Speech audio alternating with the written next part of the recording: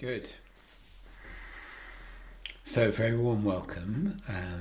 Quite a few people registered, but I guess we'll watch the recording. And so I will say some words about the program, and also quite a few people sent in questions, which I imagine may be similar to questions you have. And then I would love to have some live questions from you. We're a wonderfully intimate group. So,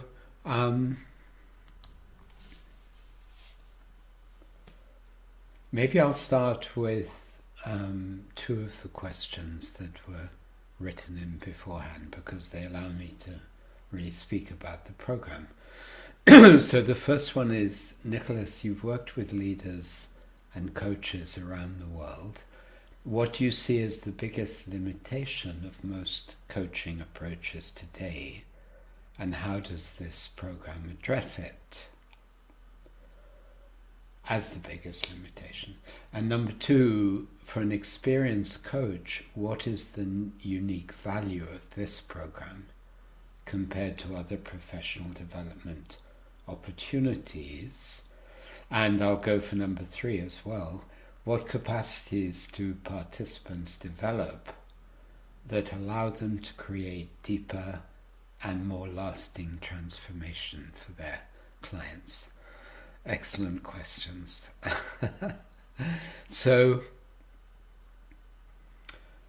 this work, like all of my work with leaders, and written about very fully in the new book Leading in Chaos, which I co-authored with Amy Elizabeth Fox, the two pillars are awakening and healing. And in this program, anyone who participates engages in a very deep journey of their own awakening and healing, because that is what enables us as coaches to work at deeper and deeper levels. So what do I see as the biggest limitation of most coaching approaches today, the ones I know, and obviously I know quite a lot, is that there's a huge tendency for them to be based on cognitive mindset and trying to analyze and show a way forward and have a certain degree of control over what's supposed to happen and the client's aims and how we're going to get there and so on. And obviously that can have huge value. And most of the experienced coaches who come on the program, that's their biggest strength. What happens on this program is that we open up a very, very different possibility. And I'll say, when I first met a man who became a very big teacher for me for about 5 years, 6 years maybe, someone you may have heard of called Thomas Hubel. When I first met him, he was not nearly as big as he is now. And I used to organize workshops for him as a way of getting close to him, which was a win-win on both sides. And when I first saw him work with someone one-to-one in front of a group, my jaw dropped. I had never seen anyone who could go so deep, so quick, like right to a core level. And whenever I asked him, how on earth are you doing that? Because it was inconceivable to me how you could do that. He said something very simple. He said, all the information is there. And I can remember kind of thinking, yeah, well, I can see it's there for you, but it's not really there for me. However, 10 years later, people say that to me.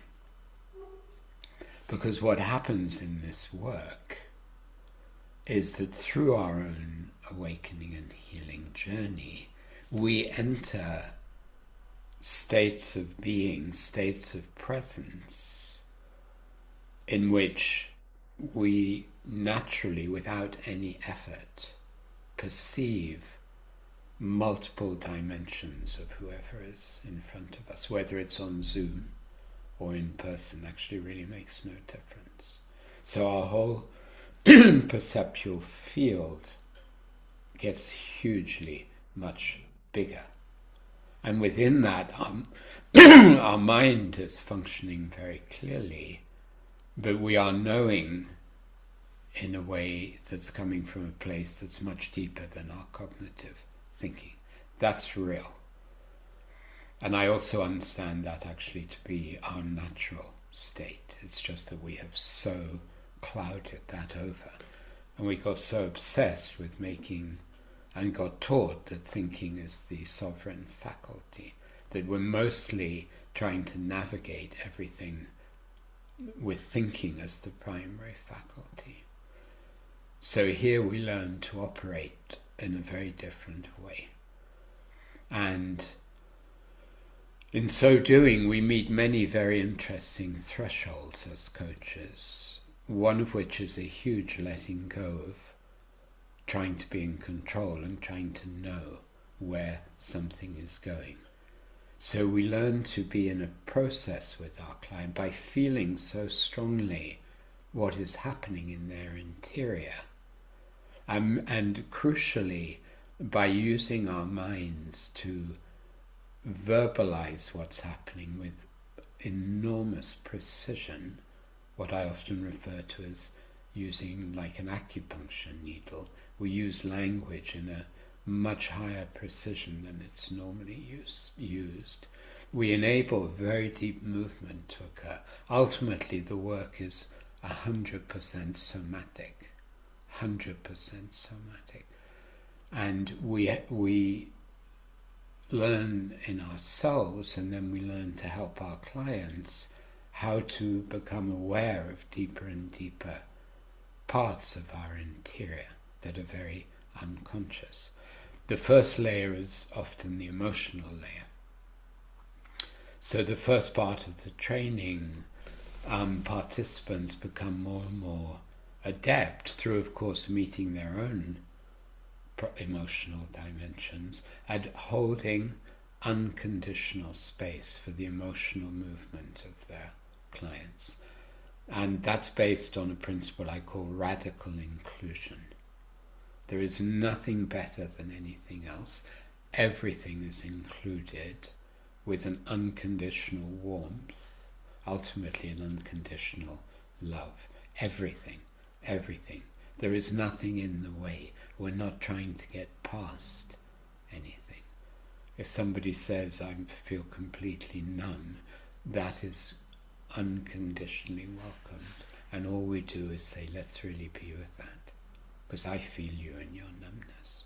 I feel you.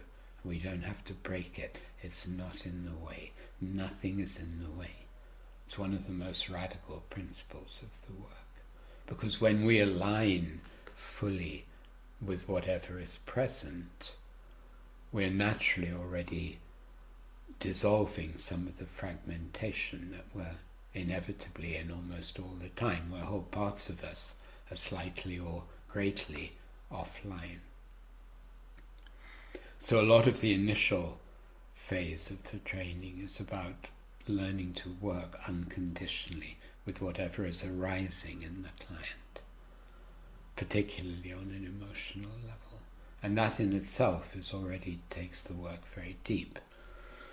And again, for many experienced coaches, it's quite new to actually do that so unconditionally, without having to get anywhere. Just to totally trust what happens if we hold a space for the client to become more one with whatever is arising. And then we also understand that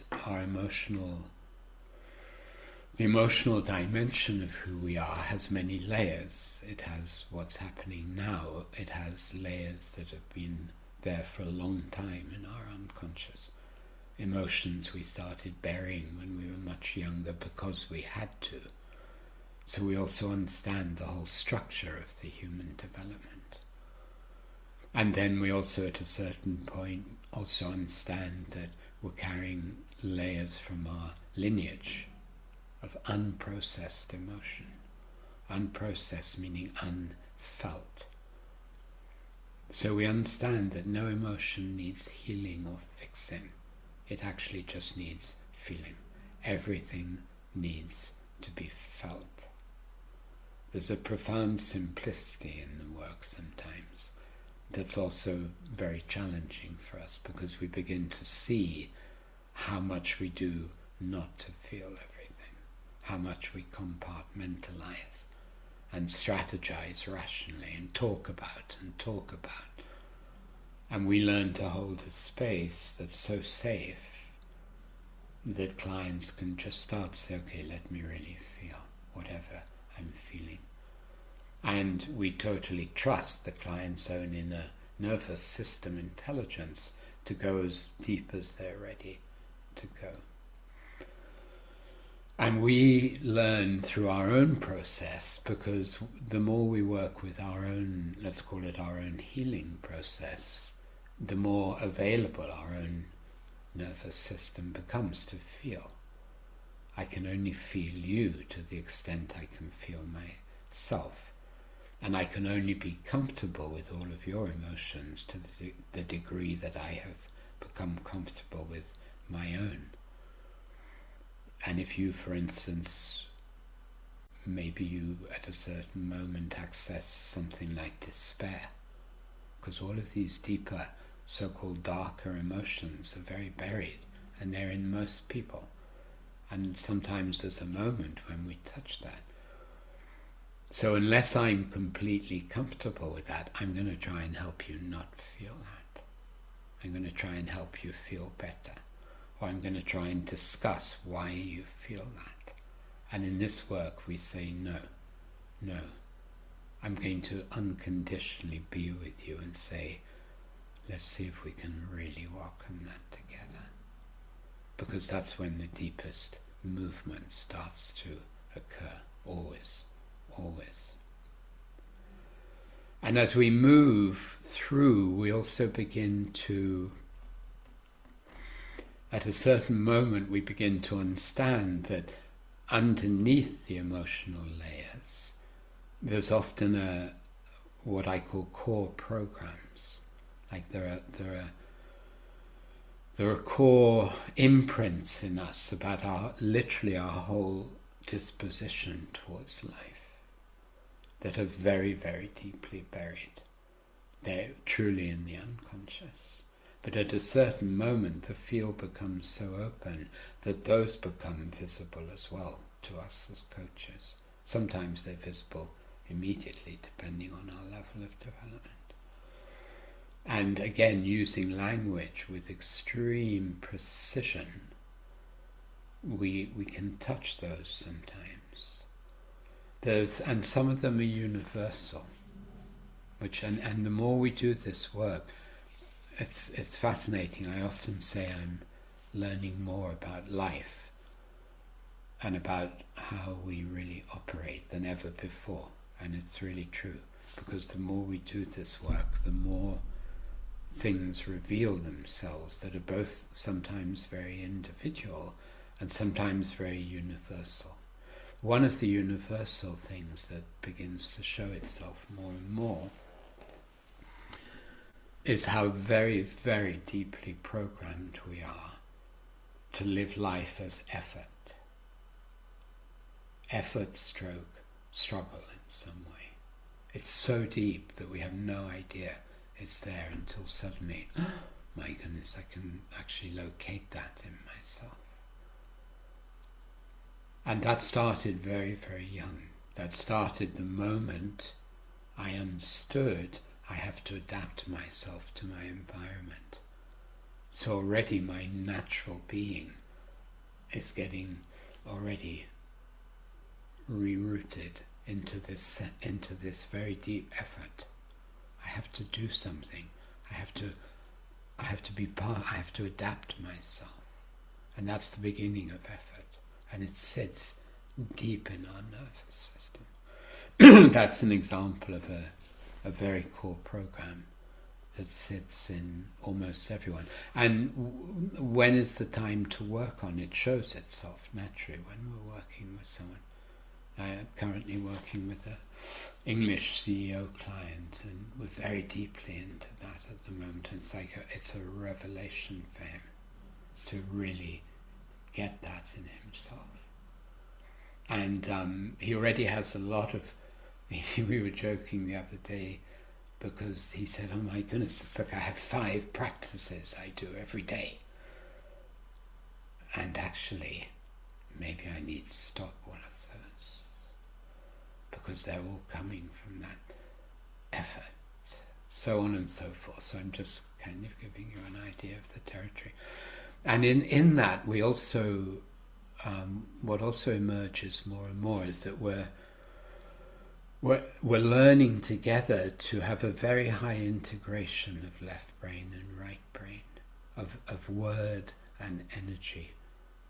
So I feel you, I sense what's happening deep inside you, and by finding the right language together, we're allowing very deep movement to occur, and the unification of the left brain capacity of precision of language with the very deep sensing, feeling capacity are what take the work to higher and higher levels. So just to recap, anyone who comes on this program, and you can look at the testimonials on the website, you'll see what people say. Everyone goes through a very deep journey of their own. And I have 2 groups now, both of whom completed the 6-month training and wanted to continue. Some, maybe about a third or a half, wanted to continue. And we just get into deeper and deeper territory together. So, how much of, I'm going to look at some of the other questions, how much of the program is experiential versus theoretical? I would say about 90% is experiential. Because even when there is what looks like theoretical learning, it's coming with a transmission. It's not just theoretical learning. So I don't do theory that's not coming from pure presence in a way. So we do a lot of experiential work. I work a lot with people one-to-one during the classes. You're all invited into triads to practice together, and there are very clear guidelines about how to practice. We have an online support community, and we also, people ask questions online, people share their experiences. So I learned a long time ago that learning online needs to be really held. It's not just the classes. When we meet, you really become part of a group that is journeying together. That becomes very strong and very advantageous.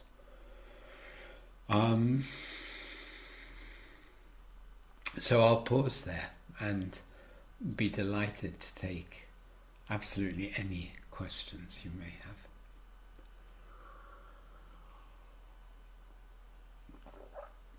Please just unmute and speak whenever you would like to.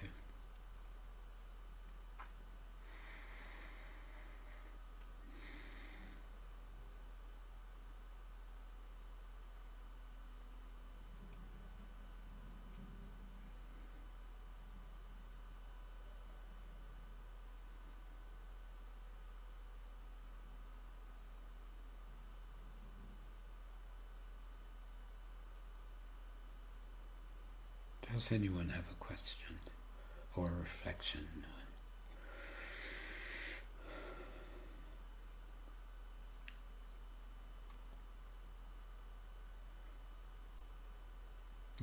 What arises in you when you hear me speaking about the program?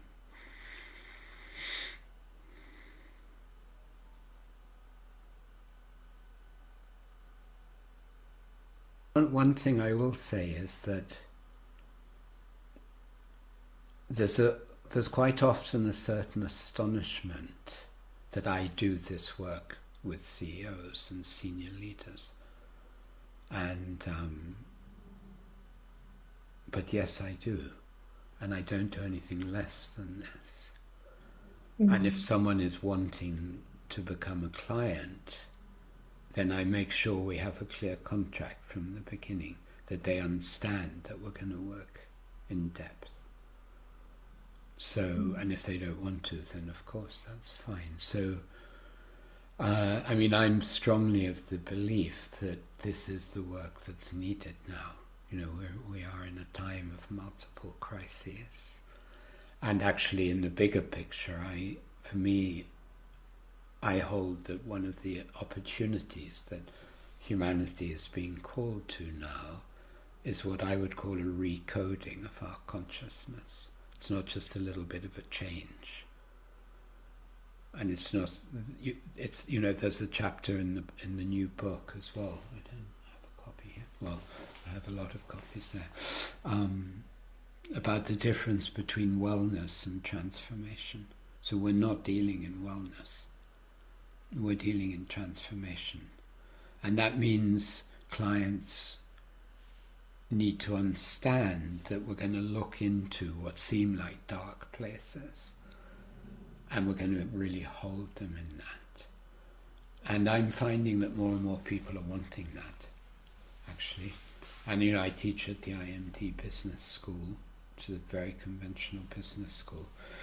And I typically have about 40 global leaders for 2.5 days. And I typically at the beginning meet a more or less explicit kind of, no, we don't do vulnerability.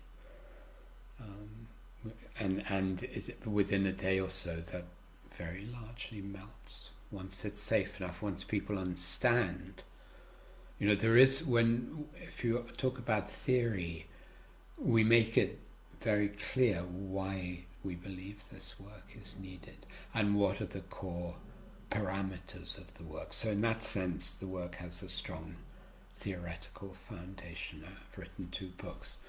So we make it very clear for clients what the work is about, and you will hear me talking about how to talk to clients about this kind of work.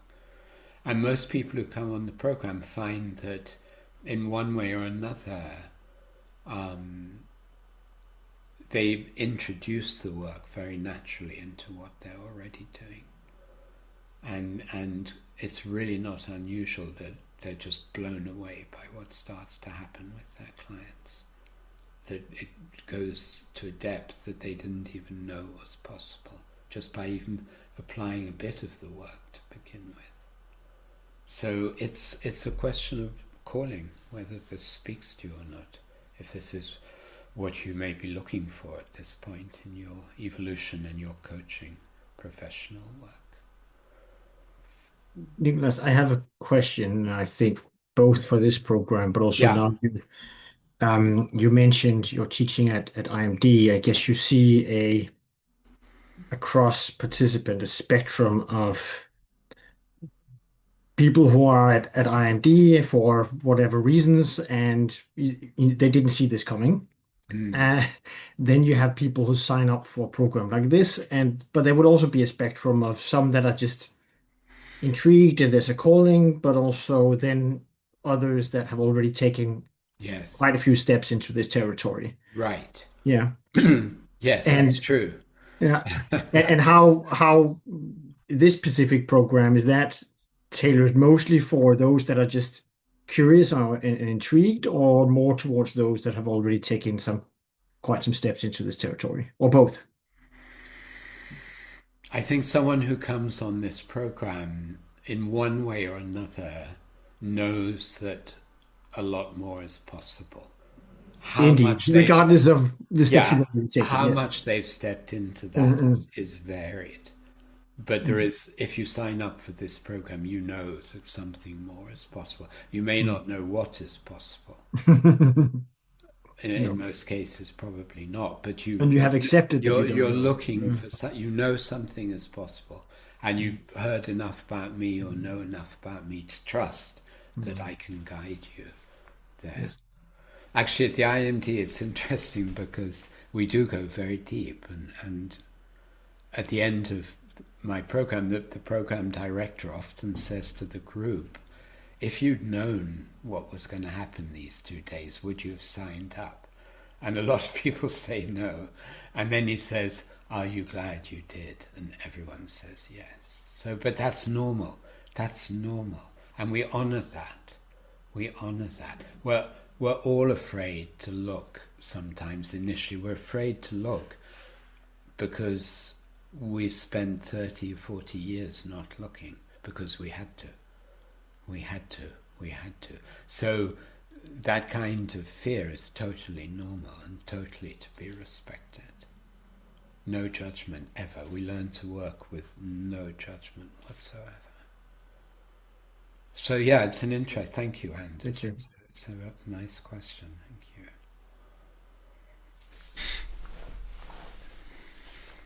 Anything else? Please feel free. Anything is welcome. Yes, Claudia. Not so much that I have a question, or at least it's not coming to me, the question. Just can say I made a program a few years ago, another program with you. I don't know what was the... Okay. I thought your name was familiar, yes. Okay. Yeah, because it's so short. The second No, is so short. whatever, yeah, okay. And if I would summarize that into one word, it was presence. And Yes. this is for me personally, if you want to call it the calling, Yes. that I want to, or I see that I have struggled with really being present. Right. And I see a lot of people. From my background, I did different things, but from my profession, I'm a therapist. Right. So I see a lot of people, and I also worked in the management fields, or whatever that means. Right. But it's much more really for myself to see how to train being present. And it's not that easy, or at least not to me, to really being present. Right. Thank you, Claudia. I think you came on a much shorter version of this program. Pardon? I think you came on a shorter, much Yeah. shorter. It was 6 3-hour sessions, right? Yes. Okay. Yeah, I remember now, of course. So about 2 years ago, I massively changed. It's now 48 hours. So, so it's much, much deeper. And yeah, of course, it's very true what you say. You're very, very far from alone in that. And what I would say is that there are two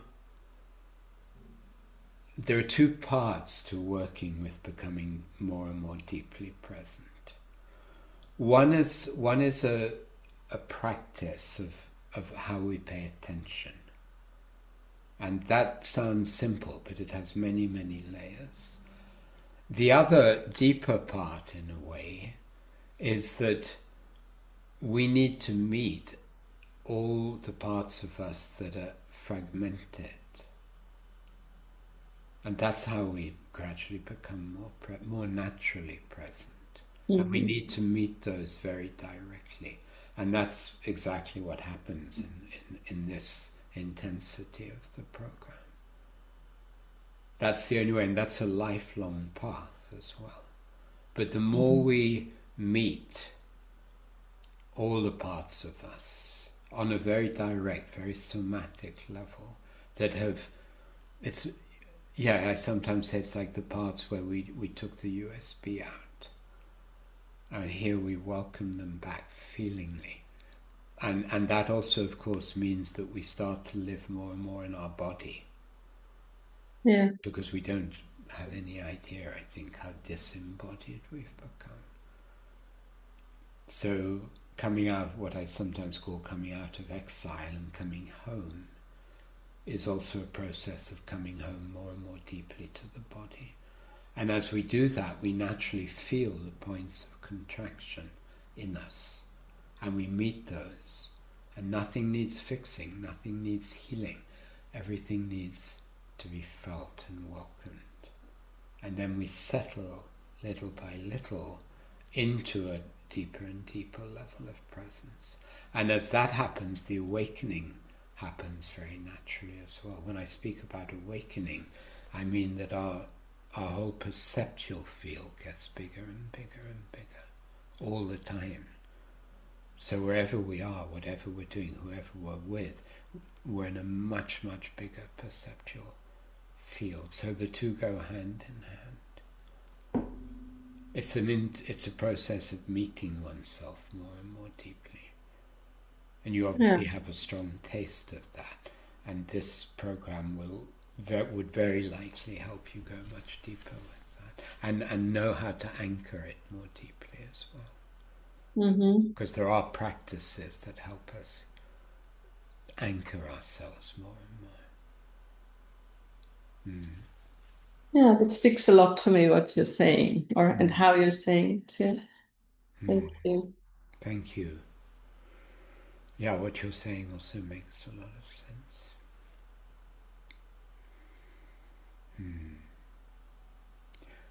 In my experience, there's no limit to the expansion of our perceptual field. And that's extraordinary. And it gets more and more subtle, also about place, to feel more and more subtle dimensions of a new place we're in. Effortlessly. That also becomes more and more interesting. It's effortlessly.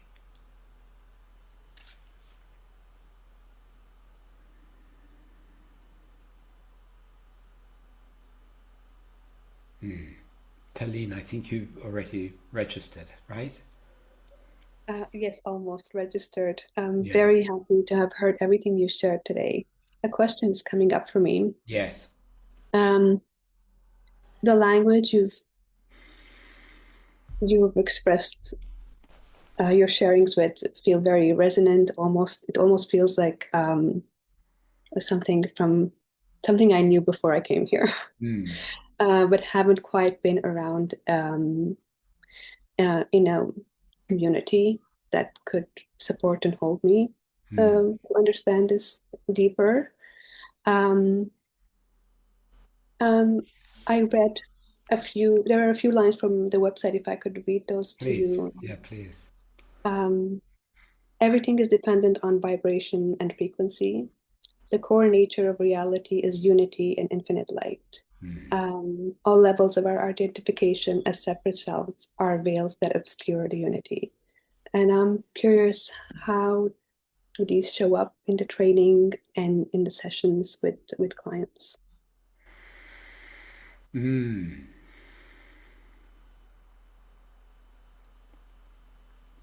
First of all, I hold that all of that is true. I live that is true.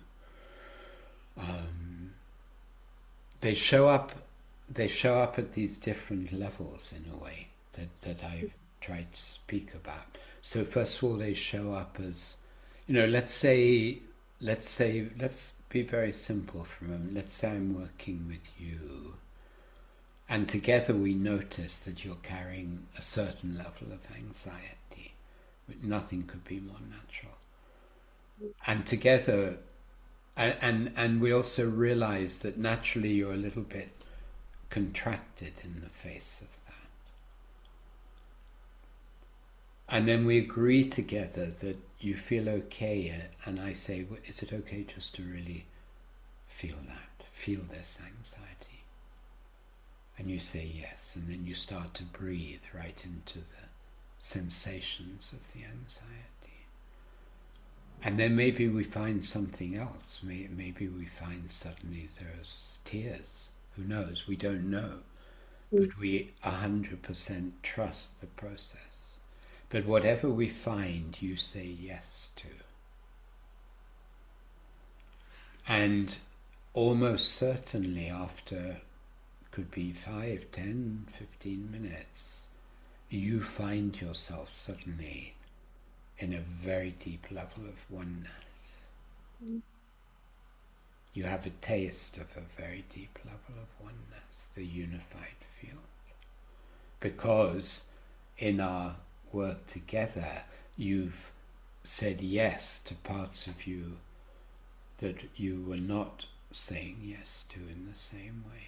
So how can we be unified when there are whole parts of us we're not saying a full yes to? So the very nature of the work always takes us towards being more unified. And there are simply endless layers of that. We'll all be on that journey forever. Very much including myself. But you see what I mean? That whenever we say yes to something that previously we'd even subtly not said yes to, we become more unified. And unified means suddenly we feel more internally connected, and suddenly I'm more connected to the outside as well.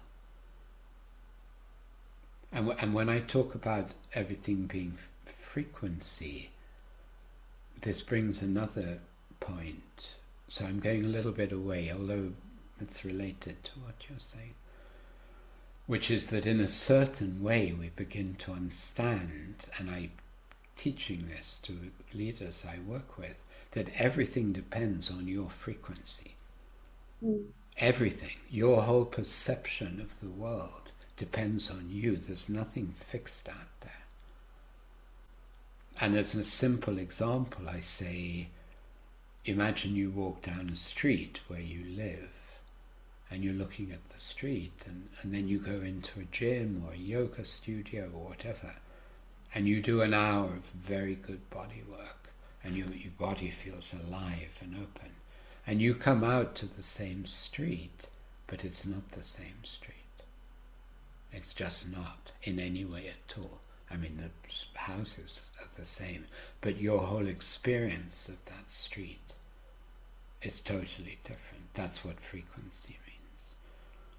So whenever clients come, they're often they have an outer problem that they're wanting to address.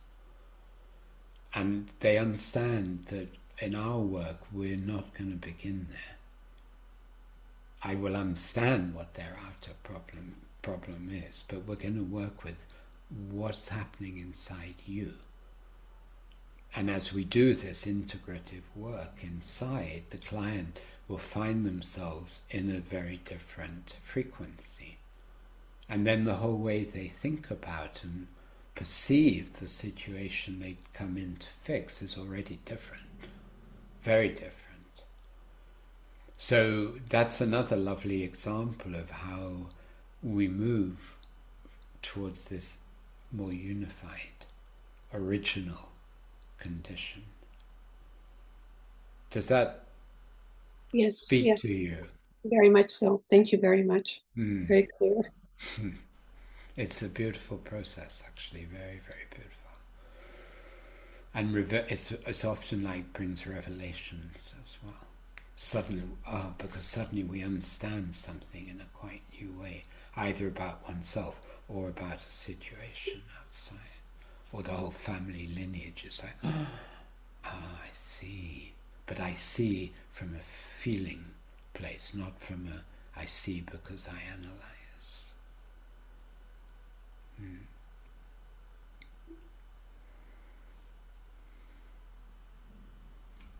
Catherine, do you have anything you'd like to say or share?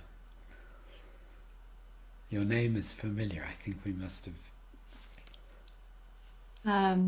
Thank you for offering this. Yes, I read your book several years ago when it first came out, and I work a lot with healthcare professiononals, nurses, and I do a lot of trauma work. And so when I read your book, it was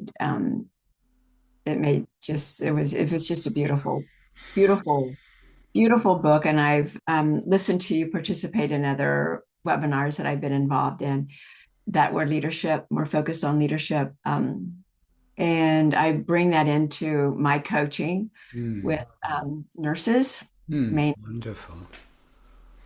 But I'm really looking at this more for myself as I am winding down my coaching, actually just kind of moving into my second retirement. And so I've been following you for a while, a number of years on LinkedIn. And so I just have been taking a break. I just wanted to hop on here and just kind of see, get a feel for whether this is the right path for me, the right decision for me at this point in time. It's really for myself. I'm very, very frustrated, you know, with what's going on in the world, what's going on in healthcare, what's going on. I so appreciated that moving beyond wellness, moving beyond prevention. I mean, we're way past that. Actually. In transformation and in I don't know. I've been involved. I've just really am feeling that coaches are really the healers, as I hear from Joel in his leadership program. I can't remember the name of it right now, but it's just the people that I'm connecting with or are reaching out to me are just not at that place. It's just not. They're looking for something different. And it's the old medical paradigm. Yes. The old medical paradigm. And we've moved into a new paradigm that's not even medical. I'm not even sure. Wow. Wonderful to listen to you. Yeah, you're at a very rich moment in your life, it seems. Challenging, but also very rich. So I'm just considering this for myself, really, as that, yes. Yeah. Kind of.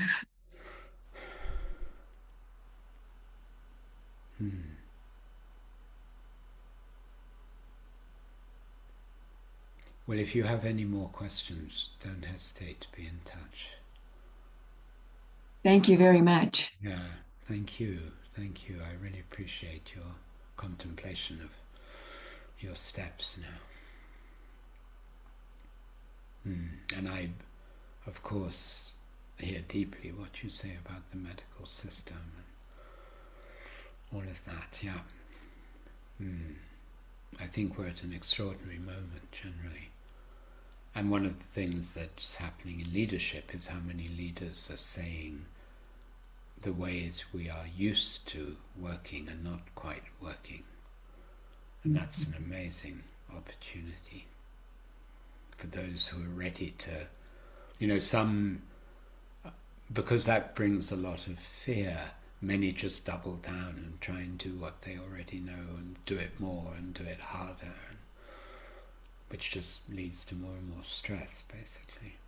But when something is presented as a very real alternative and it makes enough sense, I'm finding there's more and more willingness to go in a different direction, even though it takes the courage at the beginning. So I do have another question, if I could ask you. Of course. When you've worked with leaders, I've done a lot of work with Thomas Hubel too, and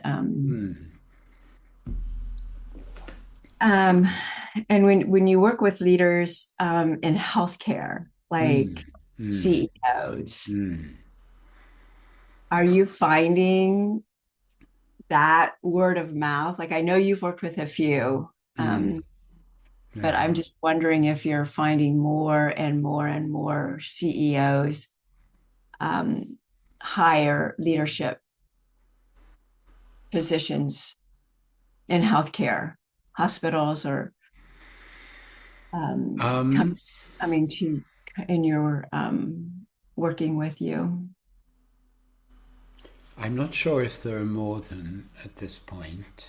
I can't say that there are. I mean, one of my clients is head of one of the biggest US healthcare systems. Really remarkable work they're doing. And he's so deeply open to the work. I wouldn't be able to say yes for sure, Catherine. Because I became familiar with it's in South Carolina or North Carolina. I can't think of it. Atrium, and I think that's the name man. That's the CEO. But yes, that's the man he's done a lot of work with me. Yeah, a lot. Yeah, and he's on a very deep journey in his own inner development and doing more and more remarkable things in the community. Really remarkable.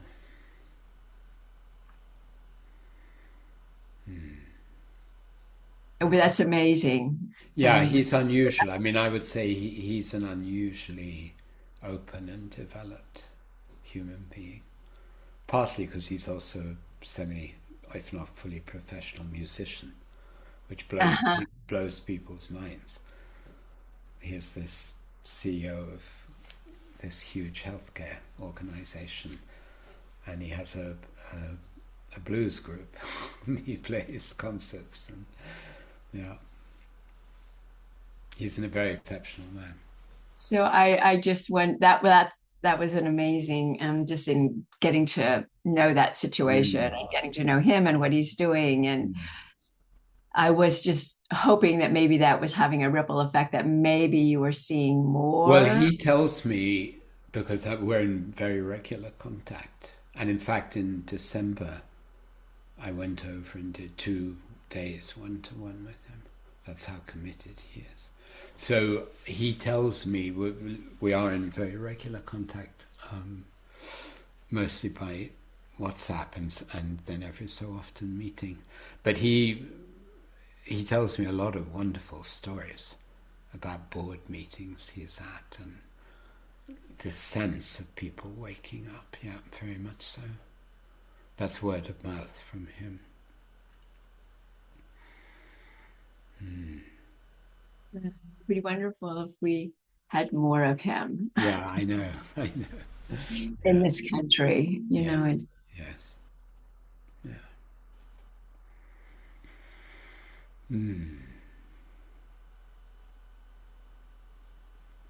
Good, thank you. And if this feels right for you, it'd be wonderful to have you on the program. If it feels right for you. So, anything else, Monica, that I haven't spoken about? I printed all the questions.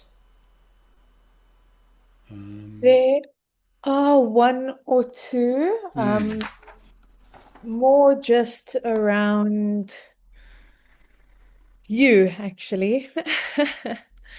More, what assumptions about success, leadership, or personal development have you had to let go in your own journey? That's a huge question. Success, leadership, or personal development. The biggest one that stood out to you that you've had to let go of while you've been on your transformational journey, the one you're still on as well.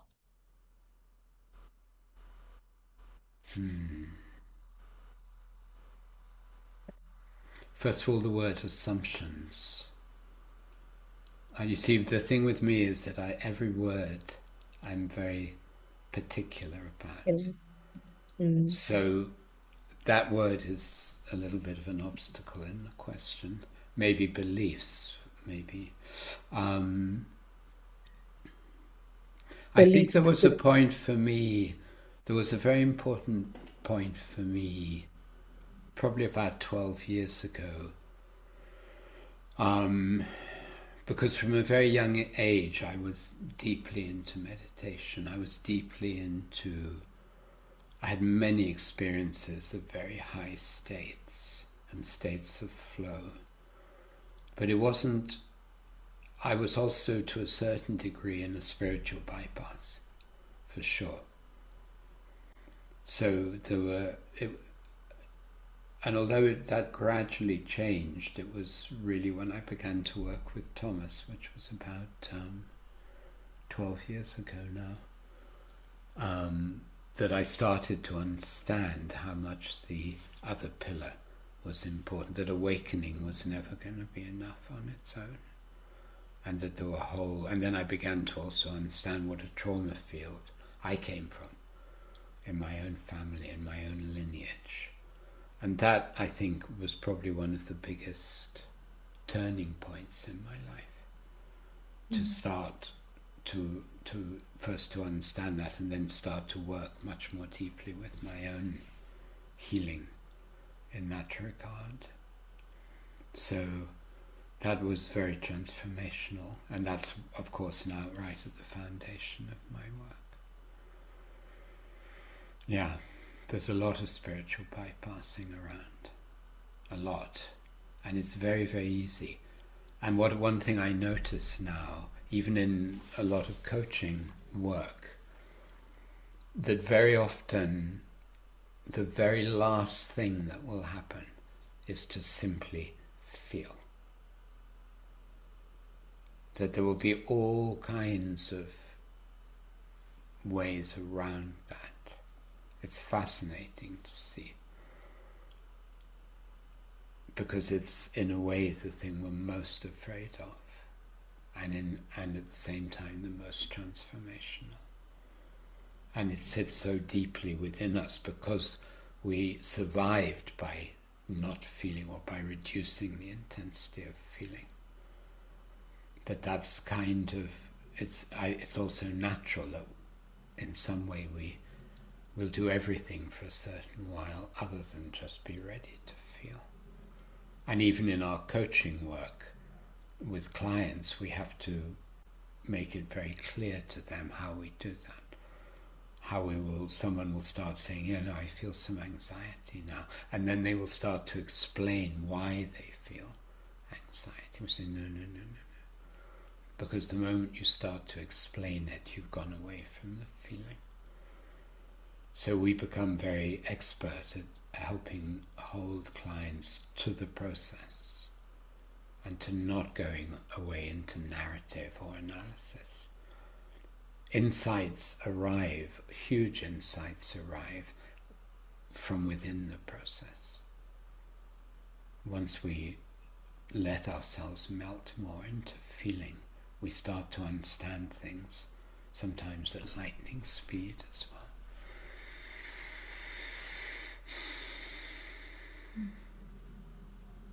Thank you.